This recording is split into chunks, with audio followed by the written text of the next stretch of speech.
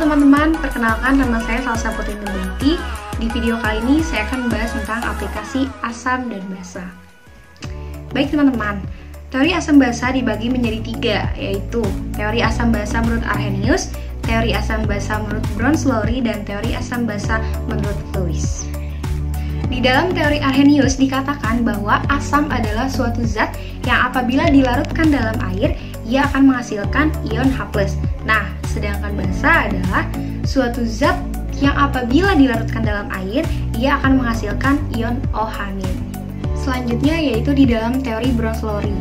Di dalam teori Bronsted dikatakan bahwa asam adalah suatu ion atau molekul yang memberikan proton H+ kepada zat yang lainnya. Nah, sedangkan basa ini kebalikannya, yaitu suatu ion atau molekul yang menerima proton H+ dari zat yang lainnya.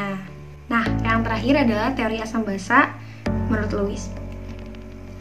Di dalam teori Lewis dikatakan bahwa asam adalah suatu senyawa yang menerima pasangan elektron dari senyawa lainnya. Sedangkan basa adalah kebalikannya, yaitu suatu senyawa yang memberikan pasangan elektron kepada senyawa lainnya.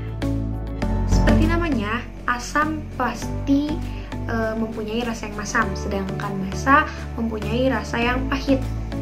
Nah, teman-teman, salah satu cara untuk kita mengetahui apakah larutan itu termasuk dalam kategori asam ataupun basa adalah dengan cara lihat dari nilai pH larutan itu.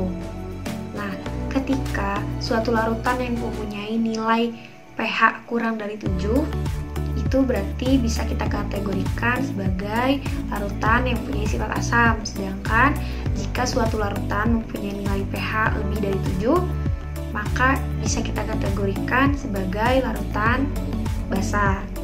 Adapun larutan yang hanya memiliki nilai pH 7, itu berarti bisa dikategorikan dengan larutan yang netral.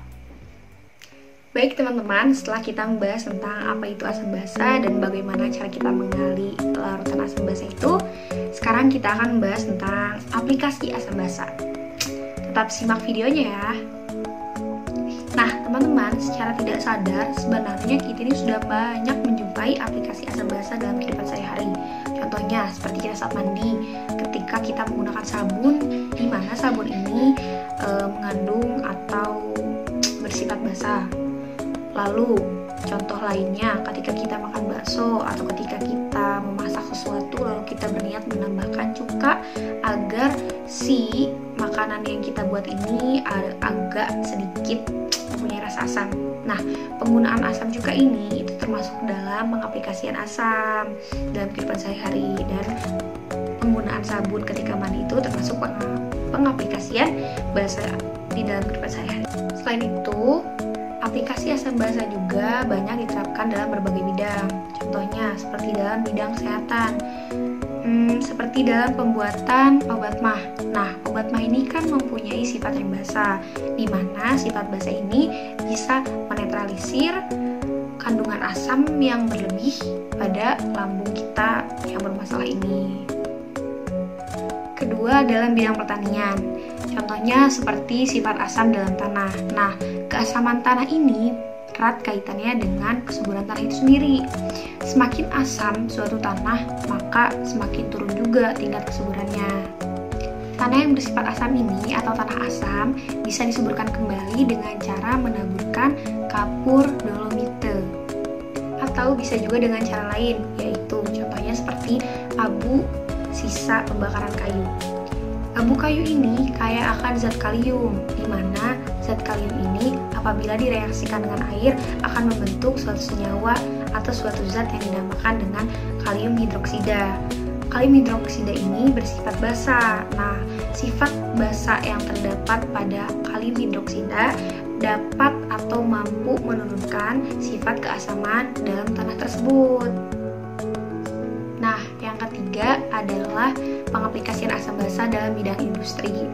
Pengaplikasian asam basa dalam bidang industri contohnya seperti dalam proses menganalisis kandungan COD atau chemical oxygen demand dalam limbah menggunakan larutan penyangga asam basa dan larutan asam sulfat. Oke teman-teman, teman-teman, itu saja yang bisa sampaikan terkait pengaplikasian asam basa. Terima kasih sudah menonton. See you next time. Karena sekarang masih zamannya pandemi corona, tetap stay at home, stay with me kalau bisa. Iya, hahaha. Udahlah segitu aja pokoknya. See you next time, oke? Terima kasih sudah menonton videonya, sudah menyimak videonya, dan jangan lupa jika kalian merasa video ini bermanfaat, sudah selayaknya kalian share, like, comment, and subscribe.